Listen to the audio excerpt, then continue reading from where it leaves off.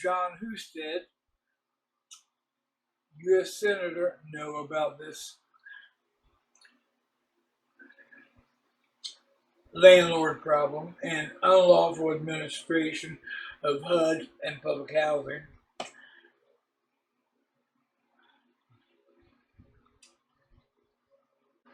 This makes the 5th time I have sent a notice to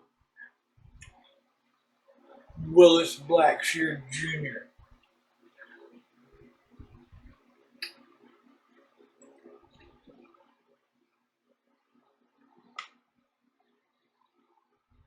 As you can see, Willis Blackshear Jr. is on the Housing Committee. Yeah. And you're not even answering me about these serious issues.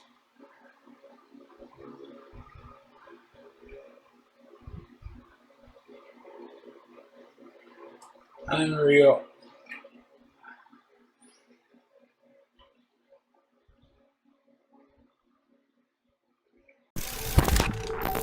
There's people getting rich off this graph.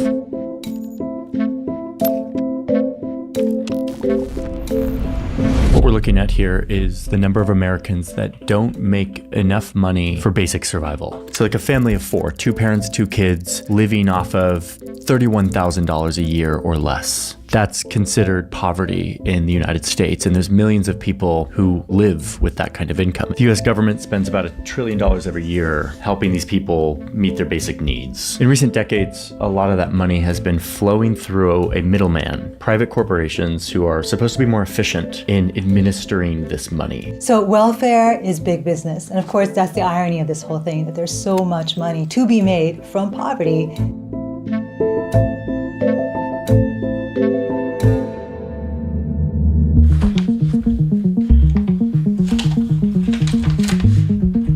Now, this is not easy stuff to understand. We're talking about government welfare programs and bureaucracy. Sometimes they're intentionally hard to understand, and these corporations don't really want to be known by anyone. But if you start to dig, which we've been doing, and you look deep enough into this, you start to see what all of this actually looks like, who's actually getting rich, what the incentives are within this system, where the loopholes are, and whether or not this is actually benefiting the people that it's designed to benefit. So in this video, I'm going to show you who gets rich off the poor, and I'm just going to do a few case studies that demonstrate how this works. I'll be making a list of examples here, going from what I see as the least egregious abuse of this system to the most. I am bracing myself to get sued or intimidated by the companies that I'm calling out in this video, because that's how a lot of these powerful shadowy companies work. So as always, every assertion in this video is rigorously fact-checked and in my sources. Lawyers, go check that first before you send me your cease and desist order.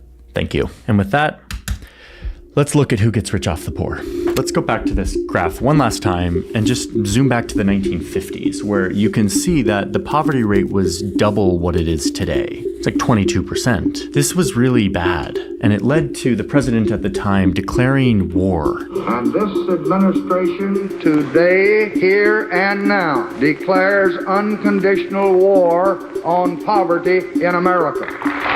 We shall not rest until that war is won. So, A War on Poverty by Lyndon B. Johnson in 1964. This is what that war looked like. This big line. This is social spending as a share of GDP. You can see this is where he gives this speech right here, this flat line. Social spending just skyrockets right after. The government spends tons of money for this war on poverty. That money goes towards programs like Medicare and Medicaid, food stamps, public education, which is why you see this big dip. From 22% all the way down to 12, 13%. And for a time, all this spending worked. Poverty declined 30% in 5 years. But eventually, progress slowed, and the government kept spending, and people got tired of it. The economy wasn't doing well, and people were tired of subsidizing these welfare programs.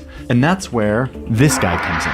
My friends, some years ago, the federal government declared war on poverty, and poverty won.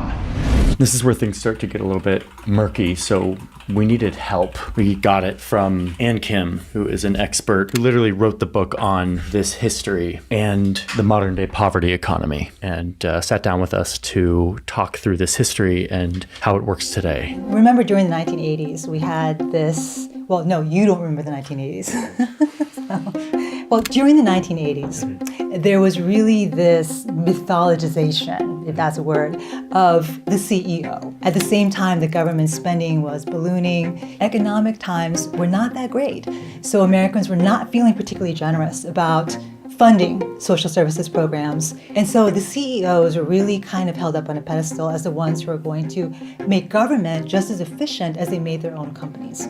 Poverty is a big business here in the United States, and the government is making decisions right now that will affect millions of people. And yet, what I've been finding is it's hard to keep up on all of this, how this stuff is being reported, and what is trustworthy and factual. Lately, Medicaid portals have been shutting down in all 50 states, thanks to a Trump administration funding freeze. This could result in millions of Americans, low-income Americans, going without care. This is huge, and it's not really being reported on. And when there's no accountability, bad policies can go unchecked. I'm saying all of this because it has to do with the sponsor of today's video, who is more important than ever, in my opinion. Thank you, Ground News, for sponsoring our video and for existing in this important time for journalism. Ground News has become my preferred news platform because it's this app and website that allows me to see way deeper into today's headlines, to see the full picture, not just one version of it. And it does this by pulling tens of thousands of headlines and sources from around the world and aggregating them in one place. With Ground News, you can compare and uncover the political bias, the reliability, and most importantly, see who owns the sources reporting on the news that you're reading. There's often some big institution or country behind some of these news outlets. Ground News is gaining notoriety for their work. They were recently recognized by the Nobel Peace Center for their impact on media literacy. Since we're talking about Medicare and welfare programs, let me show you how this actually works with an example. Like this Medicaid shutdown news. You'll often see one-sided coverage, like left-leaning outlets focus on Trump's direct role, calling it a policy failure. Right-leaning outlets, they either downplay it as a technical issue or don't cover it at all. You can see all of these framings in just one feed, in one place. As I've been using Ground News more and more, I've noticed patterns in my own behavior and my own biases. Ground News has been surfacing stories that I'm not likely to read or that are not being covered here in this blind spot feature. It highlights stories like the Medicaid story that are disproportionately covered by one side, or stuff that I'm less likely to look at because of my own political bias. I've relied on Ground News for a more balanced, nuanced, deeper view of the news now for a long time. This is real transparency that allows me to be a more critical news consumer. I'm not just informed, I feel like I'm ahead of the narratives. I see them from a bird's eye view. Ground News is completely subscriber funded, doesn't rely on corporate influences to decide what you see. And if you want to join the platform, you can get 40% off the Vantage plan, which has all of these features I talked about today. You get 40% off if you use my link or scan the QR code. ground.news/Johnny Harris is the link. It comes out to be like $5 a month for this, which to me is an affordable price to be better informed and to have a more critical view of the news you're consuming. So sign up now, ground.news/Johnny Harris. Thanks, Ground News, for sponsoring today's video and for existing. Okay, back to our list of who gets rich off the poor.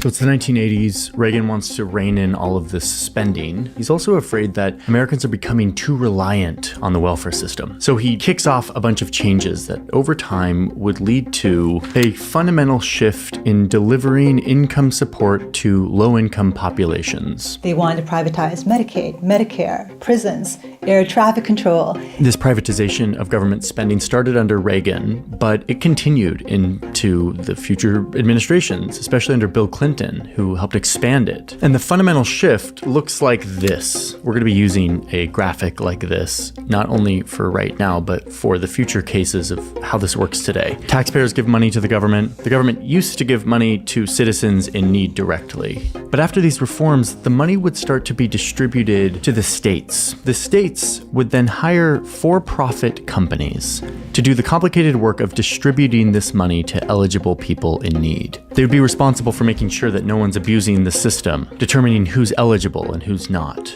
And the thinking here was that the government is much less efficient than private companies. and that is true in most cases, and that if we apply business and the free market and profit motives to welfare, that the for-profit companies would make this more efficient, less government spending, less waste, and less over-reliance on the welfare system. And the big part of all of this is that there would be more requirement for people to be looking for a job or be working in order to qualify for benefits. And who would verify that applicants are actually working? These for-profit companies. And so this is how our welfare system works today, in a very kind of American way. It is administered by private companies that you've never heard about, who are given lots of money from the government to dole it out to people in need. So Reagan started this privatization train. And it was really President Bill Clinton who not only hopped on board that train, but got it accelerating to its destination, which was total privatization of a lot of social services in America. Okay, so that's the context here. It's been 45 years since this big experiment began of privatizing our welfare system. And I've always wondered, did this work? So that's sort of been the curiosity at the heart of this story. Is government more efficient? Are we saving money? Is this helping vulnerable populations in a more efficient way? The answer is, in some cases, yes. There have been positive outcomes of outsourcing to contractors within the welfare system and public spending. A good example of that is food stamps that used to come in these paper coupons, but now are delivered electronically on a debit card. This is more secure, it's more efficient. It ensures that people use these for food. There are a lot of instances where private companies have made government spending more efficient, but the purpose of this video is to shine a light on the many instances where private companies have gotten really rich off of this system in a way that has not benefited the most vulnerable and needy people in our country, the poor, the elderly, children in need, the disabled. So finally, the reason you clicked on this video, let's draw up this list of who gets rich off the poor. And for that, I'm gonna need to look at all these papers, so we need more space. Let's go to the big table.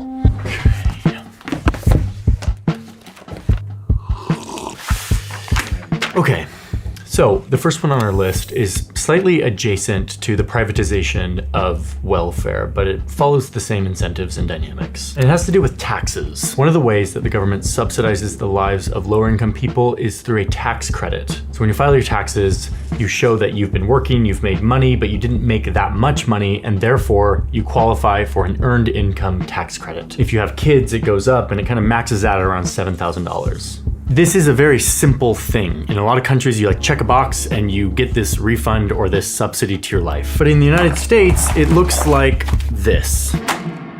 This is a 45-page instruction manual about all the specifics on the earned income credit, something that should be so simple and that is a key way of helping lower income people live their lives. The tax code here in the United States is deathly complicated, intentionally designed to be so, to make certain companies rich. And this is one way that works. I have a lot of feelings about this. I made a whole video on the New York Times about this very thing, but I didn't focus on this aspect of it. Because it's so complicated, low-income people who qualify for this credit don't want to fill it out themselves, and so they go to a tax preparer. Enter this guy. Well, not this guy specifically, but a guy like this, representing a company like this. Liberty Tax is one of many tax preparation companies that advertise to low-income people to come in so that they can prepare their taxes and get them in on the earned income tax credit. But we now know they do so using some pretty shady means. There's a lawsuit. Lawsuit. District of Columbia versus Liberty Tax Service. Liberty Tax was recently sued for luring low-income people by saying that they will prepare their taxes for them, only to deceive these customers by secretly skimming extra money off the top of their tax refund, which remember includes the earned income tax credit that is meant to subsidize their lives. Liberty Tax also gives out loans to people, saying that they can pay them back once they get their tax refund. But what that really has done is create a market for high-interest fast cash products like refund anticipation loans or refund anticipation checks, which are basically just payday loans that are secured by the refund. And so this predatory industry has grown to take advantage of the complexity of an incredibly important benefit that a lot of poor people count on every year. These loans would often come with high interest rates and unexpected fees. In fact, the pricing in all of this has been kind of a black box, allowing Liberty Tax to take advantage of low-income Americans trying to get in on the benefit that they are entitled to because of this tax credit. Okay, and this is where I have to come clean. I worked for this company. Not for very long, and not in any high position. I was one of these Statue of Liberty guys. One winter, I was home from university waiting for a security clearance for an internship at NATO, and I needed money. And so I found this job being the Statue of Liberty holding this sign. I didn't know what the sign said, okay? But it probably said something like, "Need money today? Apply for a $500 to $6,250 easy advance." In other words, I was probably a part of luring desperate people in to get a bad loan or to have their tax refund skimmed by this corporation. I had no idea, and I'm sorry. Liberty is just one of many corporations who has gotten in on these schemes, targeting low-income people to try to get in on their tax credits. And to me, this is actually a failure of our tax system. For this segment of the population, this should be a very easy thing like it is in every other country. A box on a free government website that you can fill out in 5 minutes. But instead, we've got a privatized corporate middleman who is making all of this money off the poor. Okay, number 2, housing.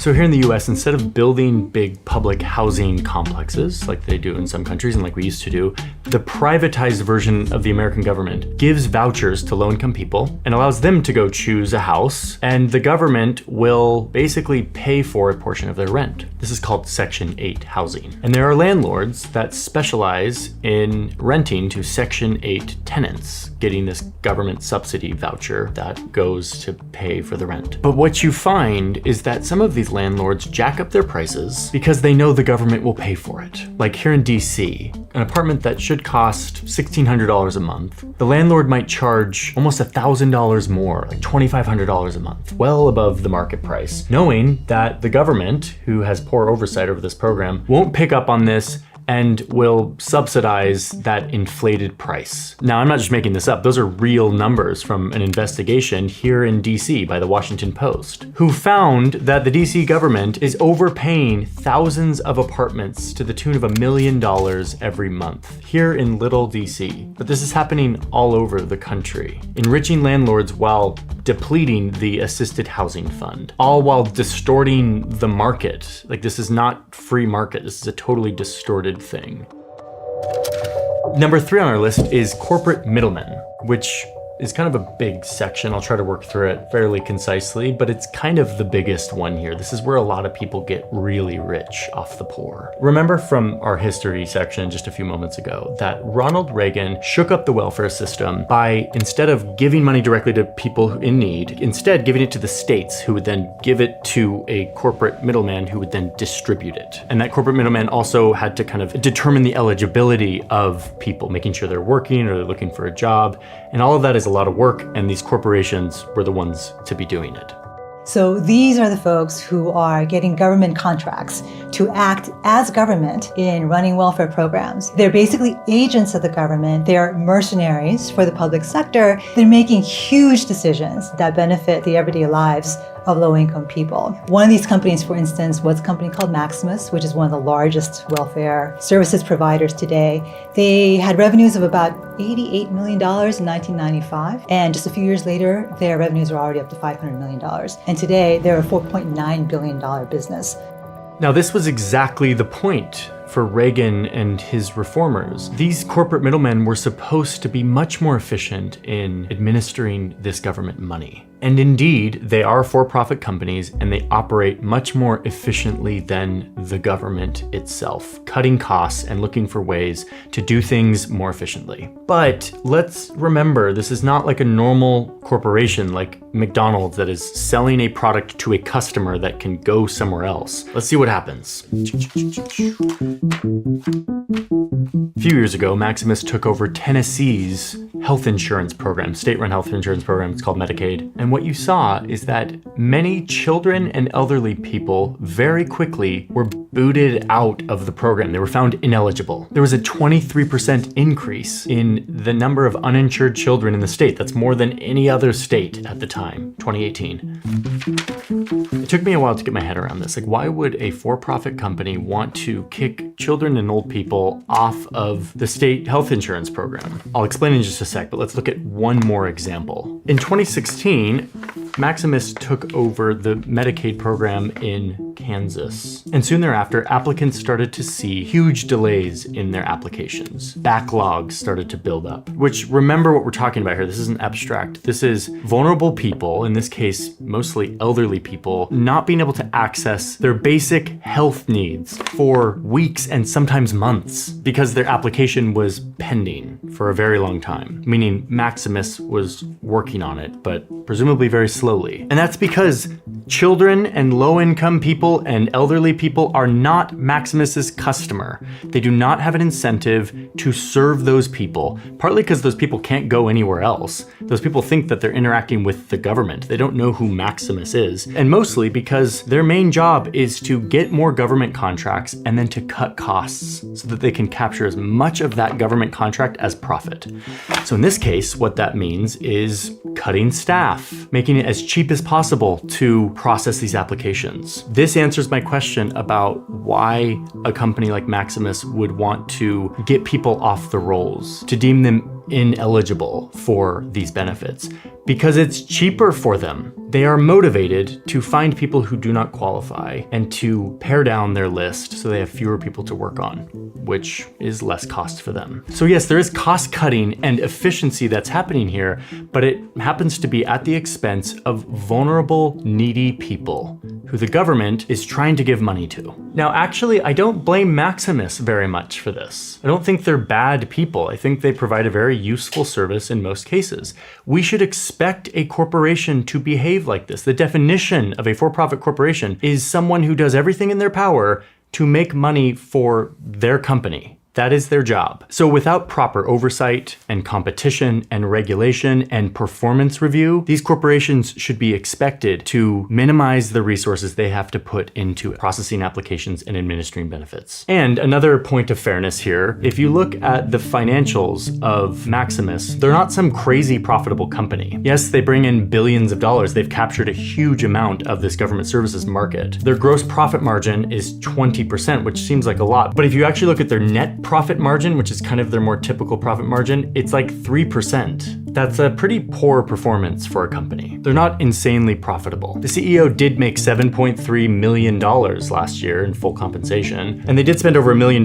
in lobbying and funding elections. My point here is corporate middlemen who administer welfare are not robber barons, and they're not running some corrupt scheme, but they are for-profit corporations who will cut costs where they can. And if they're not held accountable for doing that, the people who suffer are the people who are already vulnerable and needy in our country, which is what all these programs are meant to help. Because they're one of only a handful of companies that are in this business, you can get away with a lot of behaviors that may not fly in a more competitive marketplace. I remember interacting with these companies. I didn't know I was interacting with them until I started reporting the story, but when my son was like 1.5, he was diagnosed with autism, and we started to look around for services, realized our insurance didn't cover anything, so we went to Medicaid and we qualified. And my wife spent hours and hours on the phone with what I now know was a corporate middleman trying to work through these applications and processes, and it was mind-numbingly complicated and difficult, and the wait times were so long, and the paperwork and the hoops that we had to jump through. And I remember feeling a lot of anger at the inefficiency of the government. The government has no incentive to perform because we're not their customer. What I realize now is that I was dealing with a corporation. I was not the customer. Was not the customer. My son, Henry, who needed services, was not the customer. And in fact, complicated forms and more wait times and process is actually more business for these corporate middlemen. They have an incentive to sell more paperwork to all of us. To me, that is a distortion of what Ronald Reagan dreamt about, of corporations swooping in and making our government more efficient. Okay, that's corporate middlemen. Let's move on to number 4. Medicaid dentists. Now, I've had some positive experiences with Medicaid. When I was a freshly married, in my young 20s university student with no insurance, and we had our first baby, I got hit with a $10,000 bill from the hospital and freaked out and went to the billing department at the hospital, and they told me about this magical thing called Medicaid for someone like me who was very low income at the time. And lucky for me, whoever the benefits contractor in Utah was handled it very well, and it really saved my bacon. But if you look at all sides of Medicaid, you start to see entire industries that exist to take advantage of the Medicaid system. A good example of this is dentistry. It's created an enormous business opportunity for some dentists who see that they can make a living treating exclusively Medicaid patients. Unlike regular private insurance, Medicaid doesn't reimburse very much for dental procedures. So because of that, a lot of dentists don't take Medicaid as an insurance. And on the other side, there are some dentists that only take Medicaid. They specialize in appealing to patients who qualify for Medicaid,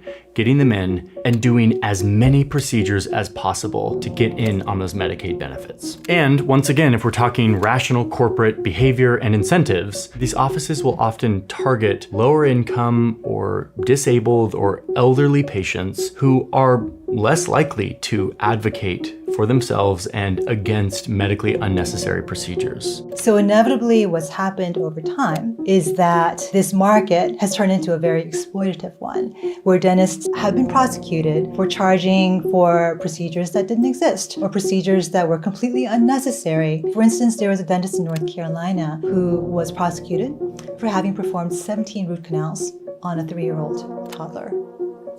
And it's not just one bad apple in North Carolina. This is a lawsuit where the US government settled with a company called Cool Smiles, and they are a Medicaid-specific dental franchise who had to pay close to $24 million because an investigation found that they were performing dental operations that were not medically necessary. They were taking advantage of poor patients in order to get more money from Medicaid. According to the lawsuit, they performed tooth extractions, gave out stainless steel crowns, did root canals on babies that did not need them.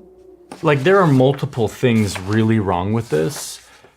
Obviously, exploiting a government system to deplete the Medicaid fund is one aspect, but performing like dental surgeries on people, root canals on babies for money is a level of greed and corporate exploitation that I cannot really get my head around. But again, in a world where companies will maximize profits, this is to be expected if the incentive structure is set up that way. Let's get to number 5, which is similar to the dental clinics, but it has to do with kidneys. Here in the US, lower income people are disproportionately plagued with kidney failure, a disease where your kidneys fail and your blood can't be cleaned by your kidneys, so you need a machine called a dialysis machine to clean your blood for you. Luckily, since the 70s, the United States now heavily subsidizes people who need dialysis for their kidneys. And dialysis is meant to be a temporary intervention while you wait for a kidney transplant. There's always a long waiting list for a kidney transplant, so you're on dialysis until you can get a transplant, which increases your chances of living. It is a wonderful thing that the government subsidizes this because it saves a lot of lives. But inevitably,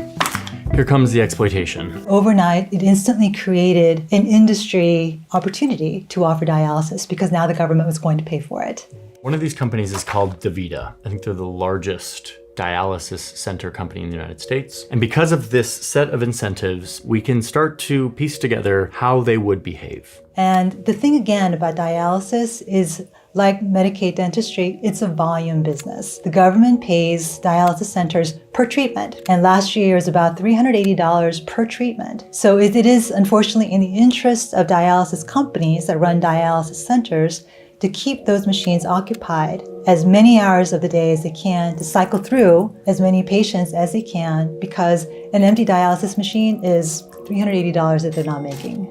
Okay, so a company making sure that their machines are being used at full capacity is actually, there's nothing inherently wrong with that. That is a company just using its resources efficiently, administering a life-saving treatment. But that's kind of just the beginning. What you see in these for-profit dialysis centers is less staff to help with the treatment, and you see higher death rates. And this is where it becomes so clear where the failure is. You see 17% fewer referrals for kidney transplant, meaning these people who are on a temporary dialysis intervention, who are supposed to be waiting for a kidney transplant, are kept on the machines longer because a for-profit company makes money the longer they are in the chair. So why would they refer them to get a kidney transplant when they make more money keeping them on the dialysis treatment? If someone gets a transplant, that is a lost customer. Unfortunately, it's an option that's being denied a lot of people because it's in the financial interest of dialysis centers to keep someone in dialysis rather than, quote, losing them to transplant. Now, DaVita has paid like $1 billion in settlements and for some of this behavior, including $350 million they had to pay after being sued by the US government for paying doctors to go out to recruit people to come to their dialysis centers so that they could corner the market in certain areas. They had to pay another $450 million because they were found billing the government for medicine that they had received and just thrown out, and charged the government anyway so that they could get reimbursed. All of this, once again, further draining the money that is allocated by our government to help people in need. And finally, number 6, the last on our list, the one I'm deeming the most egregious because it has to do with children. And not just any children, the most vulnerable children in our society. Specifically children who have been removed from their family because of abuse, abandonment, or death. Foster children. If a foster child loses a parent or is physically or mentally disabled, the federal government entitles them to around $700 a month to subsidize their lives. This is one that goes straight from the federal government, from the Social Security Fund, straight to these children, or at least it should. But here comes the corporate middlemen once again.